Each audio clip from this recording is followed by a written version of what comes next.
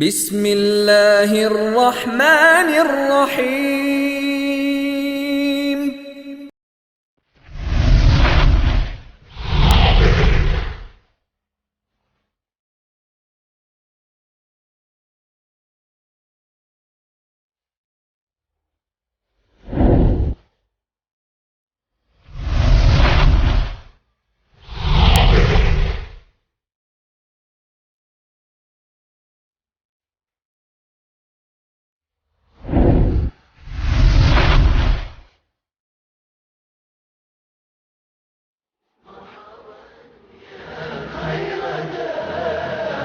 طلع النور المبين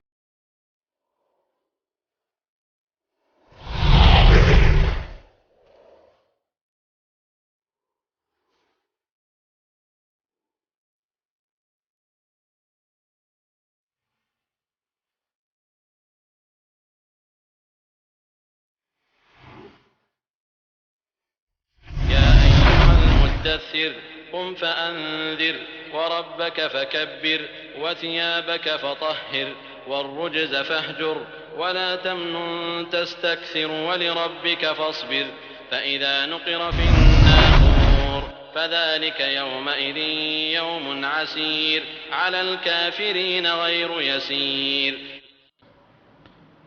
السلام عليكم ورحمة الله وبركاته. إن الحمد لله نحمده ونستعينه ونستغفره ونعوذ بالله من شرور أنفسنا ومن سيئات أعمالنا. من يهده الله فلا مضل له ومن يضلل فلا هادي له، وأشهد أن لا إله إلا الله وحده لا شريك له، وأشهد أن محمدًا عبده ورسوله. يا أيها الذين آمنوا اتقوا الله حق تقاته ولا تموتن إلا وأنتم مسلمون. يا أيها الناس اتقوا ربكم الذي خلقكم من نفس واحدة وخلق منها زوجها وبث منهما رجالا كثيرا ونساء، واتقوا الله الذي تساءلون به والأرحام إن الله كان عليكم رقيبا. يا أيها الذين آمنوا اتقوا الله وقولوا قولا سديدا يصلح لكم أعمالكم ويغفر لكم ذنوبكم، ومن يطع الله ورسوله فقد فاز فوزا عظيما. أما بعد فإن خير الحديث كتاب الله وخير الهدي هدي محمد صلى الله عليه وسلم، وشر الأمور محدثاتها وكل محدثة بدعة وكل بدعة ضلالة وكل ضلالة في النار. أعوذ بالله السميع العليم من الشيطان الرجيم من همزه ونفخه ونفثه. بسم الله الرحمن الرحيم. يا أيها المدثر قم فأنذر وربك فكبر وثيابك فطهر. اللہ رب العزت کا بے انتہا شکر احسان ہے جس کی توفیق سے دروس سیرت اور محاضرات سیرت کا یہ سلسلہ کامیابی کے ساتھ آگے بڑھ رہا ہے. کل کے درس میں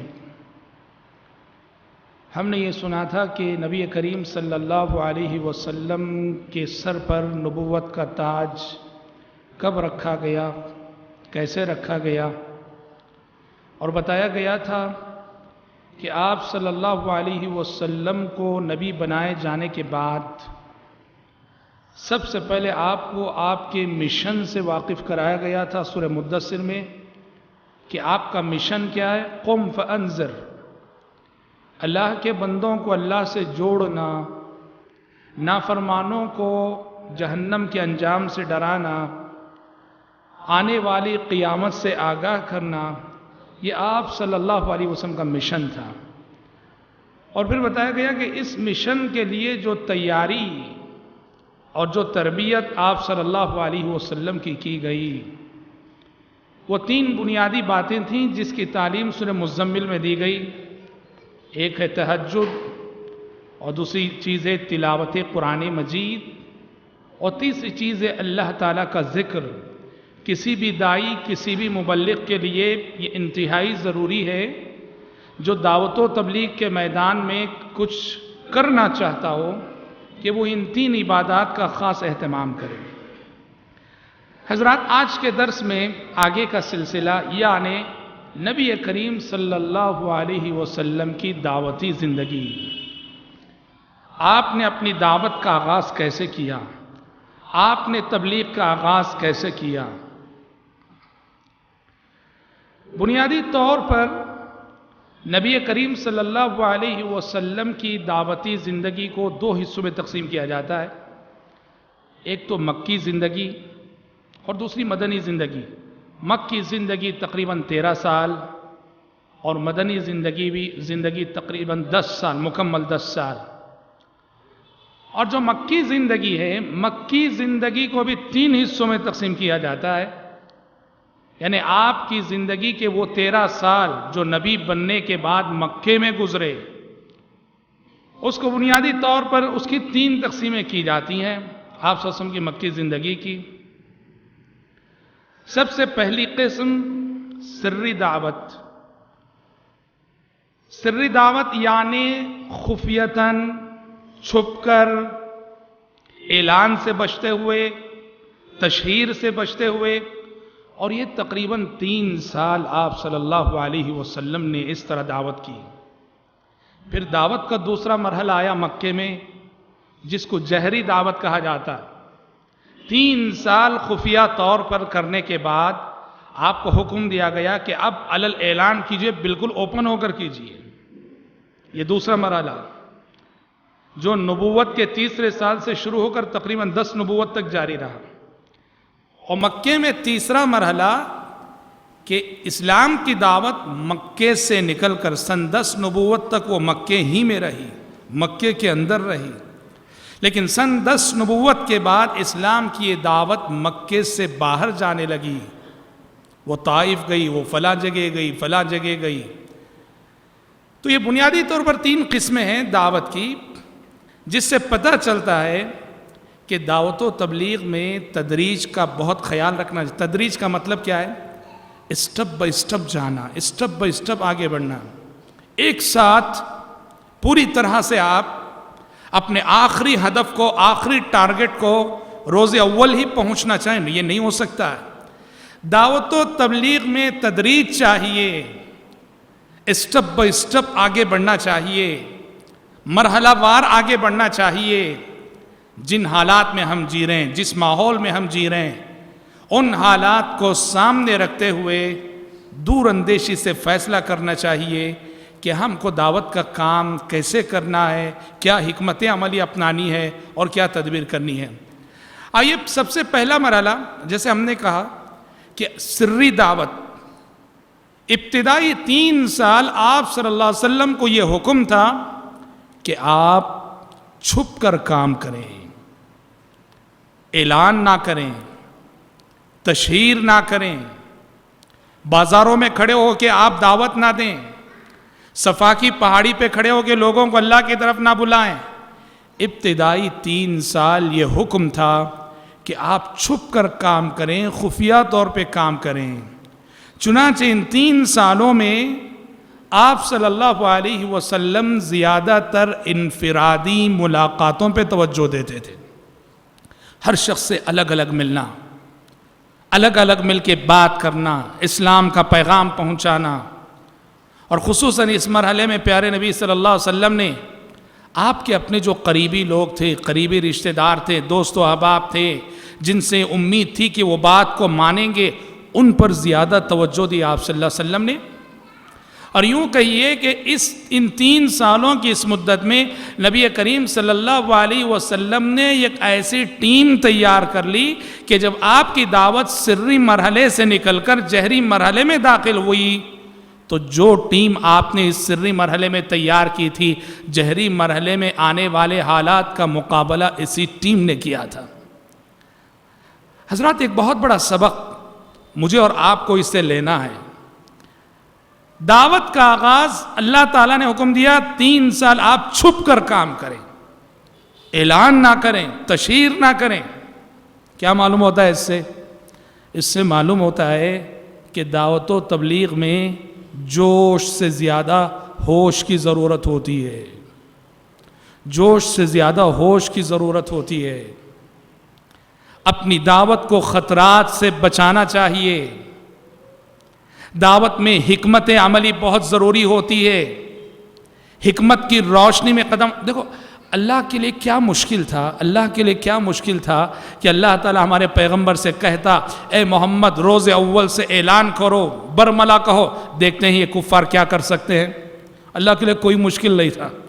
اللہ کہہ سکتا تھا کہ روز اول سے اوپن ہو کر کام کیجیے آپ، لیکن اللہ نے نہیں. اللہ کا حکم تھا 3 سال خفیتاً کام کیجیے، چھپ کر کام کیجیے. پتہ چلا کہ دعوت و تبلیغ میں حکمت عملی کی بہت ضرورت ہوتی ہے. جہاں سارا ماحول مخالف ہے، جہاں سارا ماحول مشرکین کا ہے، جہاں سارا ماحول دشمن ہے، وہاں دائی پھونک پھونک کر قدم رکھے، پہلے قدم جمائے، انفرادی کوششوں سے اپنے کام کو آگے بڑھائے.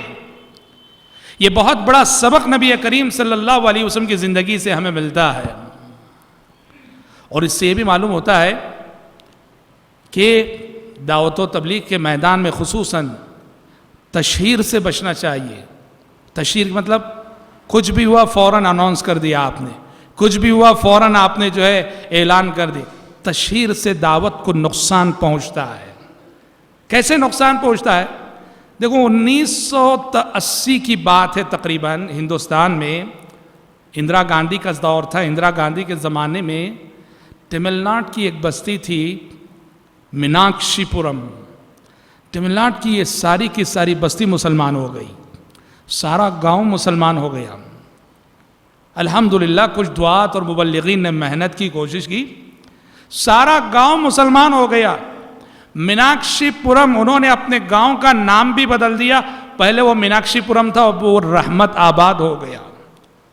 اب مسلمان اتنا خوش ہوئے کہ مسلمانوں نے بالکل اس واقعے کی اتنی تشہیر کر دی کہ یہ واقعہ بہت بڑے فساد کا سبب بن گیا.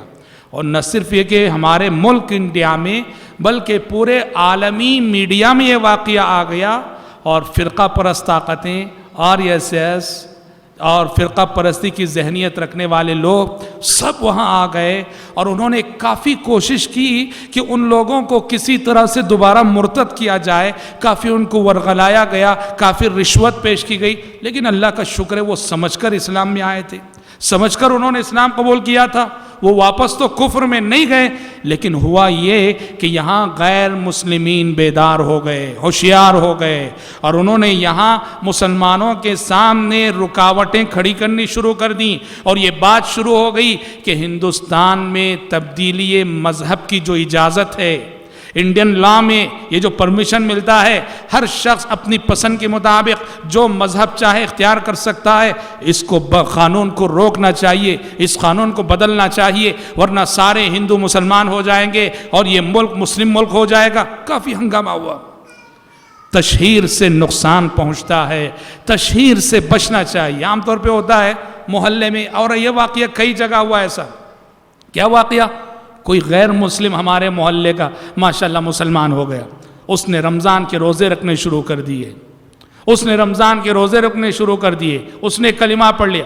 ہم کیا کرتے ہیں پورے محلے میں ماشاءاللہ اعلان کر دیتے ہیں.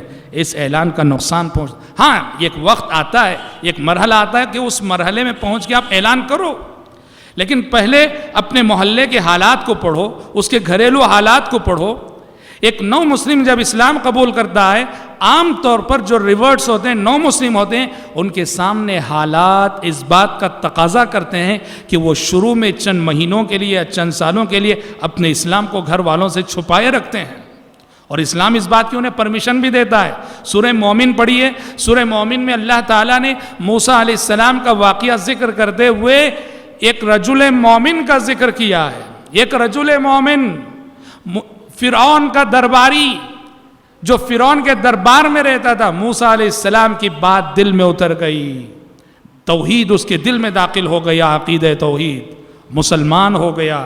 لیکن فرعون کا درباری ہے، فرعون کے ظلم، فرعون کی گرفت کا جو ڈر تھا، قرآن کہتا ہے وہ فرعون کا درباری رہ کر بھی مومن ہو گیا، پر وہ اپنے اسلام کو چھپائے ہوئے تھا، ظاہر نہیں کر رہا تھا. قرآن نے کہا وقال رجل مؤمن من آل فرعون یکتم ایمانہ، وقال رجل مؤمن من آل فرعون یکتم ایمانہ اتقتلون رجلا ان یقول ربی اللہ۔ ایک وقت آیا یہی درباری جو اپنے ایمان کو چھپائے ہوئے تھا دل میں، اس نے کبھی ظاہر نہیں کیا تھا کہ میں مسلمان ہوں، اس نے ایک وقت آیا اس نے خود نصیحت کی اپنے ساتھیوں کو، اپنے دوسرے درباریوں کو۔ تو پتہ چلتا ہے کہ دعوت کے میدان میں تشہیر، خامخواہ کی تشہیر سے اجتناب کرنا چاہیے، بچنا چاہیے۔ ہمارا مقصد ہے کہ اللہ کے بندے ہدایت پائیں، دنیا جانے نہ جانے اللہ جان لے اتنا کافی ہے۔ ہم کیا کر رہے ہیں، ہم سے کیا ہو رہا ہے، ہم سے کتنے لوگ مسلمان ہو رہے ہیں، رب العالمین جان لے تو کافی ہے۔ تو دعوت و تبلیغ کے میدان میں تشہیر سے پرہیز کرنا چاہیے۔ تو الحمدللہ آپ صلی اللہ علیہ وسلم کی دعوت کے ابتدائی 3 سال اس طرح سے سری مرحلے کے کہلاتے ہیں، جہاں آپ نے علل اعلان کام کرنے کے بجائے چھپ چھپ کر کام کیا اور انفرادی ملاقاتوں پہ توجہ دی۔ اور مشہور بات ہے کہ جب آپ نے دعوت کا کام شروع کیا، کون سب سے پہلے مسلمان ہوئے؟ سیرت نگار کہتے ہیں کہ بجائے اس کے کہ ہم مطلق کہیں کہ سب سے پہلے حضرت خدیجہ مسلمان ہوئی یا سب سے پہلے ابو بکر مسلمان ہوئے، یوں کہنا چاہیے کہ مردوں میں سب سے پہلے ابو بکر مسلمان ہوئے رضی اللہ عنہ، عورتوں میں سب سے پہلے خدیجہ رضی اللہ عنہ مسلمان ہوئی، بچوں میں سب سے پہلے علی بن ابی طالب رضی اللہ عنہ مسلمان ہوئے، غلاموں میں سب سے پہلے زید بن حارثہ مسلمان ہوئے رضی اللہ عنہ۔ 2 اہم باتیں معلوم ہوتی ہیں، یہ جو سب سے پہلے اسلام لانے والے ہیں ابو بکر، خدیجہ، علی بن ابی طالب، زید بن حارثہ رضی اللہ عنہم اجمعین، اس سے 2 اہم باتیں معلوم ہوتی ہیں۔ سب سے پہلی اور اہم بات یہ معلوم ہوتی ہے یہ کون لوگ ہیں؟ دیکھو، نبی کی دعوت پہ سب سے پہلے لبیک کہنے والے، نبی کی دعوت کو سب سے پہلے قبول کرنے والے کون لوگ ہیں؟ یہ وہ لوگ ہیں جو آپ صلی اللہ علیہ وسلم کو مکے میں سب سے زیادہ جاننے والے، آپ سے سب سے زیادہ قریبی ہیں۔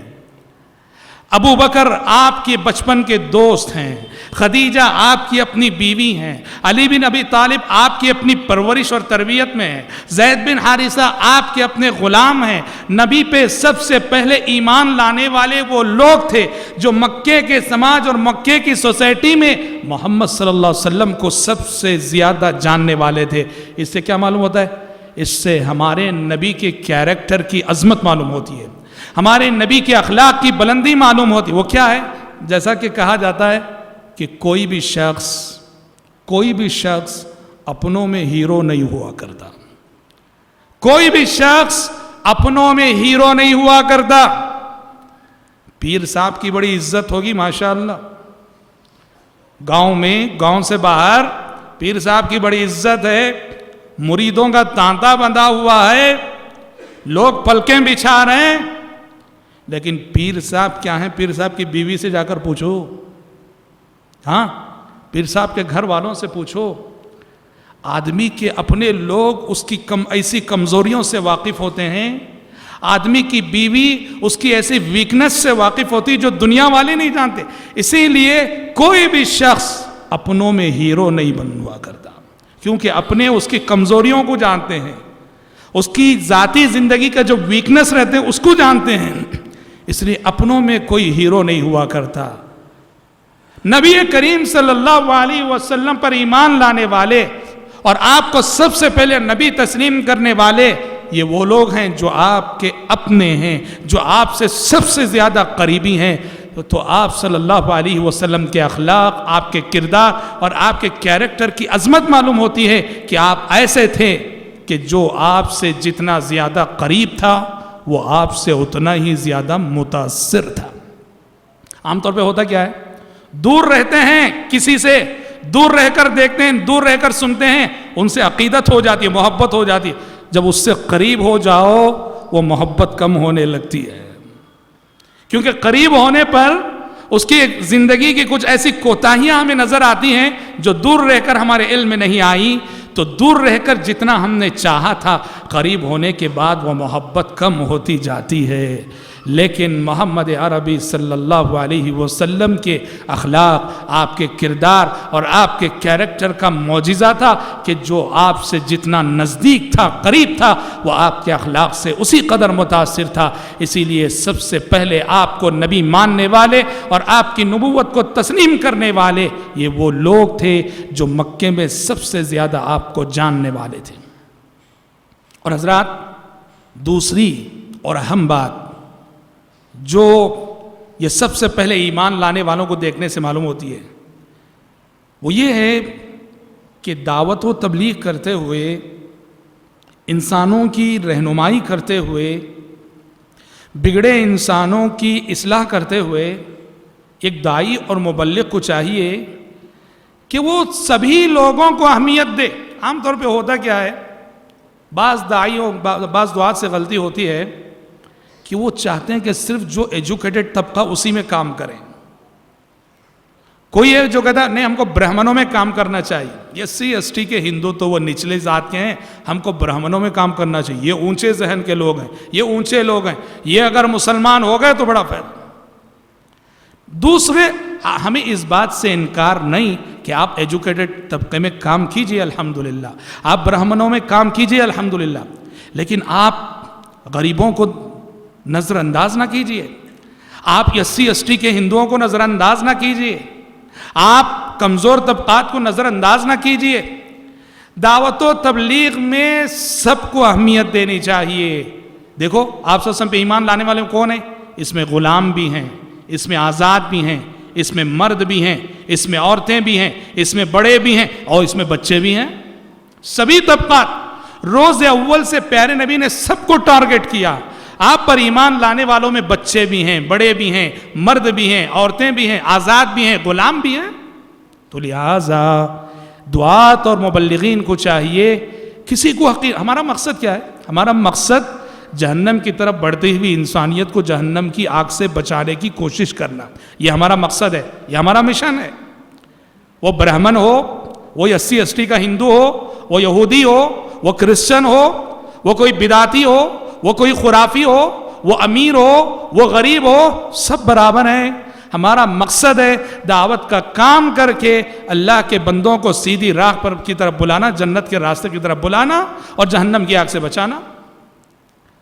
یہی وجہ ہے آپ صلی اللہ علیہ وسلم کی زندگی میں آپ دیکھیں گے کوئی مریض، بیمار جو کہ بستر مرگ پہ تڑپ رہا ہو، جس کی سانس ختم ہونے والی ہو، جس کی زندگی کی آخری سانسیں چل رہی ہوں، پیارے نبی یہ سو اب تو اس کی زندگی تو ختم ہے، اس کو دعوت کر کے کیا فائدہ، اس کو تبلیغ کر کے کیا فائدہ. کبھی ایسا نہیں سوچے اللہ کے نبی. اگر کوئی مریض ہے، بیمار ہے، بستر مرگ پہ تڑپ رہا ہے، پیارے نبی کی کوشش یہ ہوتی کہ نزع کا عالم آنے سے پہلے، سکرات کا عالم آنے سے پہلے کسی طرح یہ نادان کلمہ تو پڑھ لے. بخاری شریف کی بہت مشہور روایت ہے، وہ یہودی بچہ، وہ یہودی نوجوان جو پیارے نبی کی خدمت کیا کرتا تھا، پیارے نبی کی خدمت کیا کرتا تھا، وہ یہودی نوجوان بیمار ہو گیا اور آپ صلی اللہ علیہ وسلم کو پتہ چلا کہ وہ بیمار ہو گیا ہے اور حالت دیگرگوں ہے. آپ صلی اللہ علیہ وسلم تشریف لے گئے اس کی عیادت کے لیے. اس کا یہودی باپ سرانے بیٹھا ہے. پیارے نبی نے دیکھا کہ حالت غیر ہے اس کی. آپ کو لگا کہ شاید اب یہ چند لمحوں کا مہمان ہے، چند منٹوں کا مہمان ہے اور اس کی زندگی کی بس چند سانسیں باقی رہ گئی ہیں. پیارے نبی نے یہ نہیں کہا کہ اب یہ تو دنیا سے جا رہا ہے، کیا فائدہ اس کو کلمہ پڑھنا ہی. پیارے نبی نے فوراً کوشش کی، فوراً تلقین کی. آپ نے اس سے کہا کہ کلمہ پڑھ لو، کلمہ پڑھ لو. وہ یہودی نوجوان اپنے باپ کو دیکھنے لگا. باپ کیا سمجھے گا؟ اور اس وقت باپ بھی مہربان ہو گیا. باپ نے دیکھا کہ بیٹا کو یا پرمیشن چاہ رہا ہے کلمہ پڑھنے کا. باپ نے بھی کہہ دیا اطع ابا القاسم، کہا کہ ابو القاسم کی بات مان جاؤ. ہمارے نبی صلی اللہ علیہ وسلم کی کنیت تھی ابو القاسم. تو باپ نے کہا اطع ابو القاسم, ابو القاسم کی بات مان جاؤ. جیسے ہی باپ نے کہا مان جاؤ, اس یہودی نوجوان کی زبانی کلمہ نکلا, اشہد ان لا الہ الا اللہ واشہد ان محمدا عبدہ ورسولہ. اور ادھر کلمہ نکلا اور تھوڑی دیر میں اس کی روح قفس عنصری سے پرواز کر گئی, انتقال کر گیا.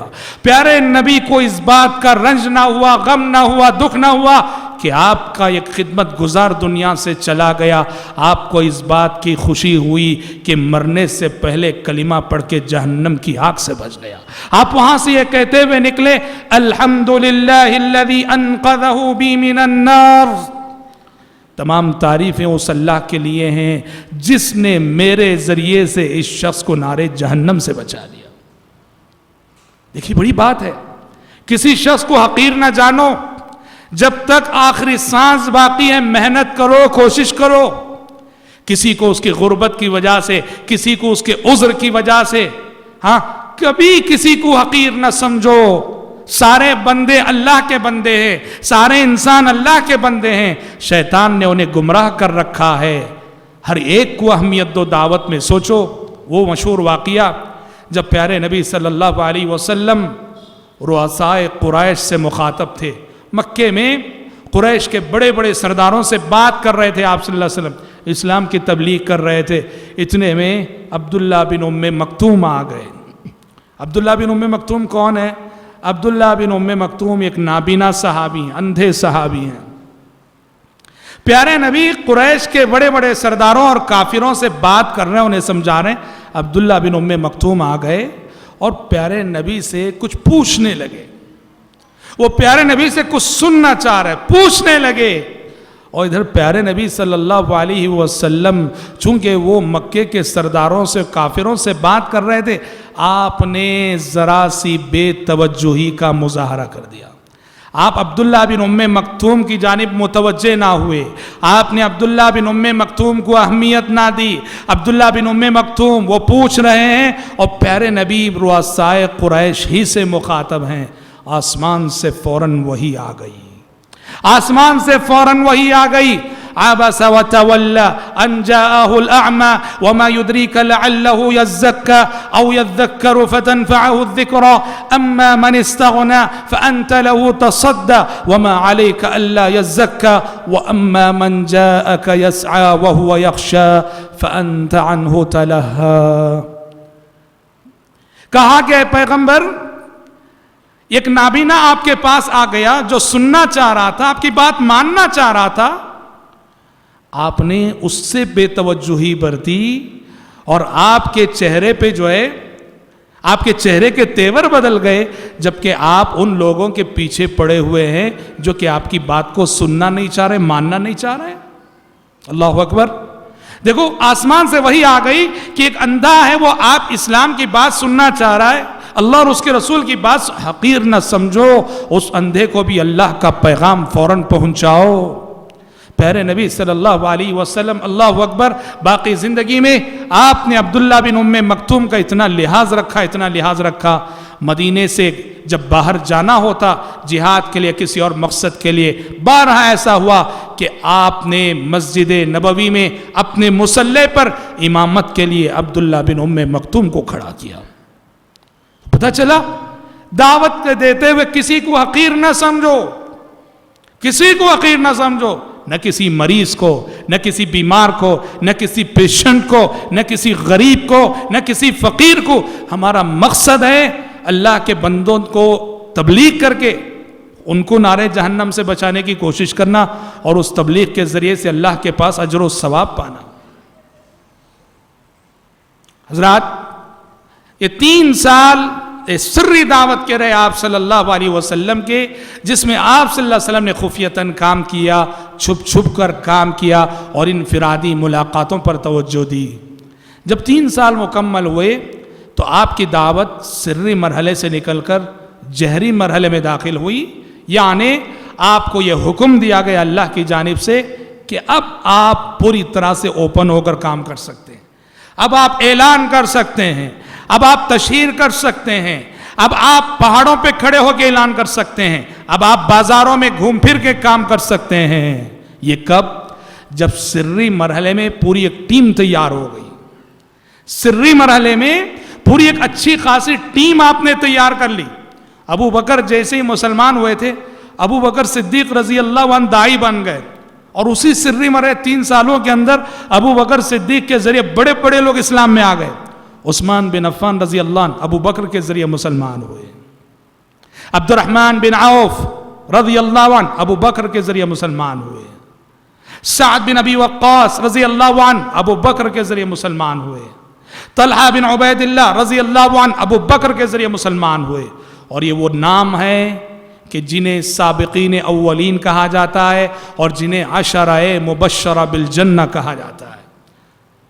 یہ ٹیم کہاں تیار ہوئی؟ اسی دعوت کے سری مرحلے میں، جہاں آپ صلی اللہ علیہ وسلم نے پوری طرح سے انفرادی کوششوں پہ توجہ دی۔ جب پوری ٹیم تیار ہو گئی تب اللہ تعالیٰ نے آسمان سے وحی نازل فرمائی۔ کون سی وحی؟ 2 آیتیں، 2 آیتیں تھیں۔ ان 2 آیتوں کے نازل ہونے کے بعد آپ کی دعوت سری مرحلے سے نکل کر جہری مرحلے میں داخل ہوئی۔ پہلی آیت تھی فاصدع بما تؤمر واعرض عن المشرکین، سورہ حجر کی آیت ہے۔ اللہ نے کہا ہے پیغمبر اب جس چیز کا آپ کو حکم دیا جا رہا ہے اس کو علل اعلان بیان کیجئے، اب چھپ کر کام کرنے کی ضرورت نہیں، دب کر کام کرنے کی ضرورت نہیں، اب علل اعلان کام کیجئے۔ اور دوسری آیت سورہ شعراء کی تھی وَأَنذِرْ عَشِيرَتَكَ الْأَقْرَبِينَ، وَأَنذِرْ عَشِيرَتَكَ الْأَقْرَبِينَ، اے پیغمبر آپ اپنے قریبی رشتہ داروں کو ڈرائیے۔ یہ 2 آیتیں جیسے ہی نازل ہوئی، پیارے نبی صلی اللہ علیہ وسلم جو اب تک چھپ کر کام کر رہے تھے، آپ پوری طرح سے نمایاں ہو کر مکے کے سماج اور مکے کی سوسائٹی کے سامنے آ گئے۔ آپ نے پہلے تو اپنے خاندان والوں سے علل اعلان آپ مخاطب ہوئے۔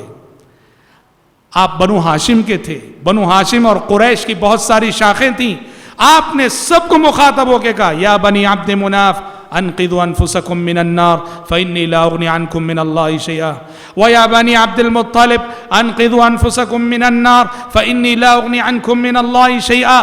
اپنی خاندان کے ایک ایک قبیلے سے مخاطب ہو کے کہا اے بنی عبد المطلب، اے بنو ہاشم، تم سب ایمان لا لو، عمل کر لو اور اپنے آپ کو جہنم کی آگ سے بچا لو، میں اللہ کے پاس تمہارے کچھ کام آنے والا نہیں۔ اور پھر اسی خطاب میں آپ اپنی بیٹی لخت جگر فاطمہ سے مخاطب ہو کے آپ نے کہا تھا وَيَا فَاطِمَةَ أَنقِذِي نَفْسَكِ مِنَ النَّارِ فَإِنِّي لَا أُغْنِي عَنْكِ مِنَ اللَّهِ شَيْئًا، اے فاطمہ ایمان لا لے، عمل کر لے اور اپنے آپ کو جہنم کی آگ سے بچا لے، یاد رکھ میں اللہ کے پاس تیرے کچھ کام نہیں آ سکتا۔ باپ ہوں سلینی من مالی ما شئت، باپ ہونے کی حیثیت سے دولت چاہے مال چاہے لے لے مجھ سے، لیکن اے فاطمہ ایسا نہ ہو کہ دنیا میں عمل کرنے میں کوتاہی کر لے اور کل حشر کے میدان میں آ کے کہے کہ ابا جان ذرا سفارش کر دیجئے، میں کچھ کام آنے والا نہیں ہوں۔ پھر آپ صلی اللہ علیہ وسلم صفا کی پہاڑی، مکے کی بہت مشہور پہاڑی تھی، صفا کی پہاڑی کہا جاتا ہے، آپ پہاڑ پہ چڑھ گئے۔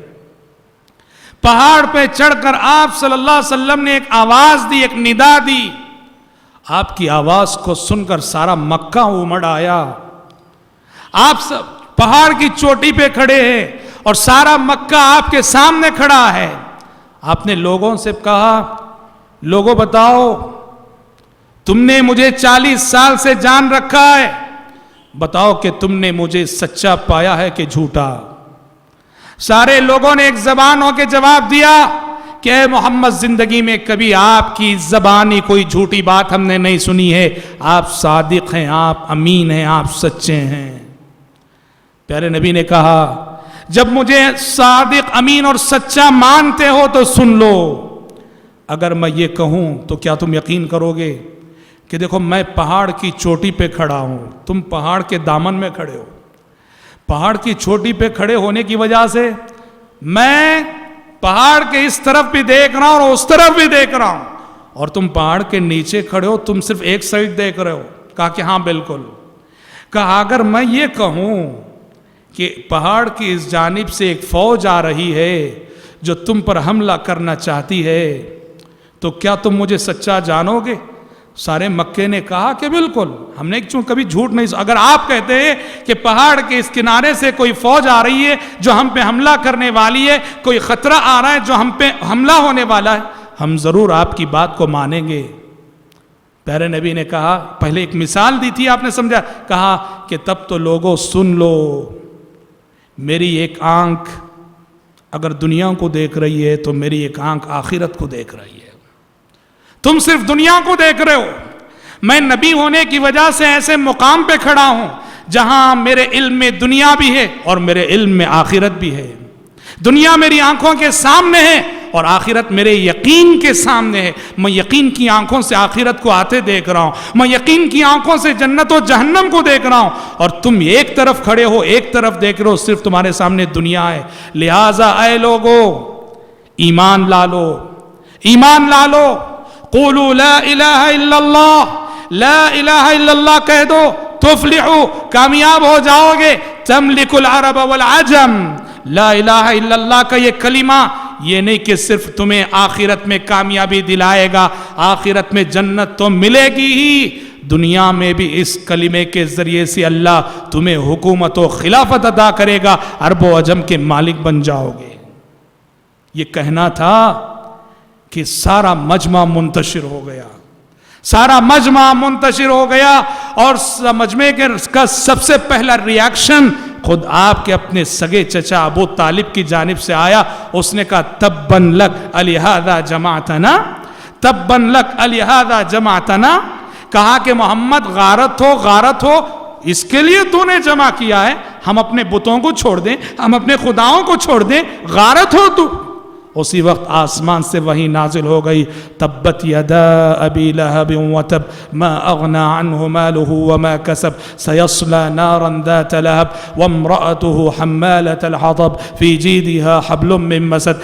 جس تباہی کی دعا بد دعا اے ابو لہب تو نبی کو دے رہا ہے، وہ تباہی خود تیرے گلے کا پھندا بننے والی ہے، اس تباہی میں تو خود مبتلا ہونے والا ہے، تو اپنی بیوی کے ساتھ۔ حضرات، یہاں ایک بات جو بہت زیادہ غور طلب، وہ کیا ہے؟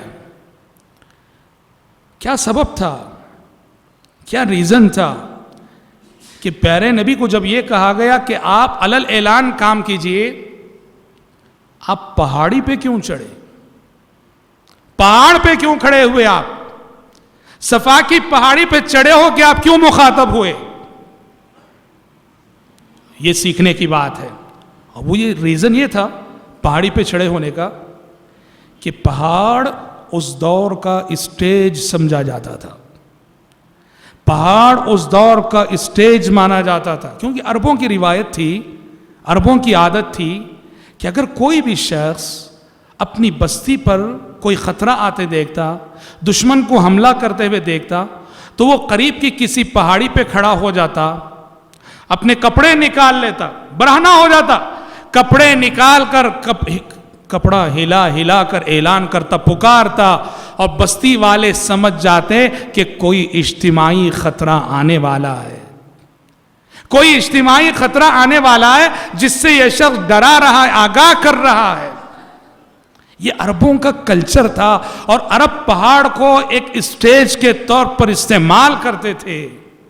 پیارے نبی صلی اللہ علیہ وسلم نے بھی دعوت و تبلیغ کے لیے اس اسٹیج کو اپنایا جو اسٹیج کے زمانے جاہلیت سے لوگ یوز کرتے ہوئے چلے آ رہے۔ ہاں، مگر اس میں جو غلطیاں تھیں اس سے پرہیز کیا۔ عرب کے لوگ پہاڑ پہ کھڑے ہو کے ننگے ہو جاتے تھے، کپڑا نکال لیتے تھے، ننگے ہو کے اناؤنس کرتے تھے۔ وہ جو شر تھا ننگا ہونا، اس کے اندر جو خیر کا پہلو تھا اس کو اپنا لیا، اور اس کے اندر جو شر کا پہلو تھا اس سے آپ صلی اللہ علیہ وسلم نے خود کو بچایا۔ آپ نے نعوذ باللہ آپ کپڑے نہیں نکالے، آپ برہنہ نہیں ہوئے نعوذ باللہ، ہاں اسٹیج کو اپنایا۔ اس سے کیا معلوم ہوتا ہے؟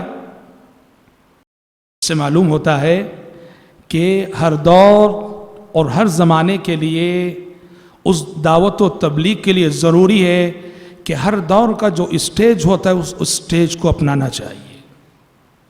ہر دور کا جو اسٹیج ہوتا ہے اس اسٹیج کو اپنانا چاہیے، تبھی دعوت کا حق دعوت ادا ہو سکتا ہے، تبھی دعوت و تبلیغ کو کما حق و انجام دے سکتے ہیں کہ جس زمانے میں ہم جی رہے ہیں اس زمانے کے اسٹیج کو یوز کریں ہم دعوت کے لیے. پیارے نبی نے پہاڑ کو یوز کیا, پہاڑ پہ کھڑے ہوئے آپ صلی اللہ علیہ وسلم. اس اعتبار سے اگر دیکھیں تو ہمارے اس دور کا اسٹیج کیا ہے؟ اس دور کا اسٹیج ہمارے اس دور کا اسٹیج ہے میڈیا. میڈیا اس دور کا اسٹیج ہے. دعوت و تبلیغ کے لیے ضروری ہے کہ ہم میڈیا کا استعمال کریں.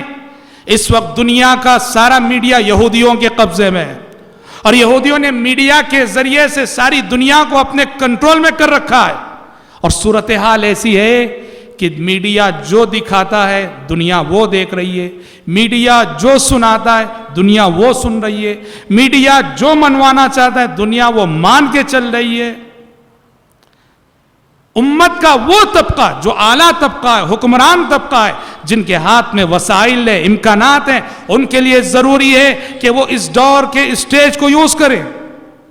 انٹرنیٹ ہے اس دور کا اسٹیج ہے, انٹرنیٹ ہے اس دور کا اسٹیج ہے. ضروری ہے دعوت و تبلیغ کے لیے انٹرنیٹ کا استعمال. کیوں؟ باطل کی تبلیغ کے لیے یہ اسٹیج یوز ہو رہے ہیں, استعمال ہو رہے ہیں. انٹرنیٹ پہ جائیے, اسلام کے نام پر کرسچنوں کے ویب سائٹس ہیں, اسلام کے نام پر کرسچنوں کے ویب سائٹس ہیں. بظاہر نام دیکھو تو یوں لگے گا کہ مسلمانوں کا ویب سائٹ ہے اور اندر جاؤ تو پورا زہر ہے. اسلام کے نام پر قادیانیوں کے ویب سائٹس ہیں. نعوذ باللہ, یہ یعنی کم پڑھا لکھا نوجوان اگر اس میں چلا جائے بہک جائے گا, بھٹک جائے گا. اور حق کی تبلیغ اور حق کی نشر و اشاعت کے سلسلے میں ہم میڈیا کے استعمال میں, انٹرنیٹ کے استعمال میں بہت پیچھے ہیں. باطل کے لیے استعمال کیا جا رہا ہے. ویڈیوگرافی ہے. کیوں ویڈیوگرافی ہو رہی ہے؟ اسلام میں شوقیہ ویڈیوگرافی حرام ہے. ایک شخص شوقیہ ویڈیوگرافی کرتا ہے شوق کے لیے, شادی ہو رہی ویڈیوگرافی کرے, حرام ہے.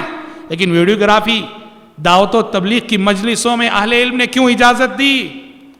خطبہ ہو رہا ہے, تبلیغ ہو رہی ہے, تقریر ہو رہی ہے, واعظ و نصیحت ہو رہی ہے, کیوں اجازت دیے؟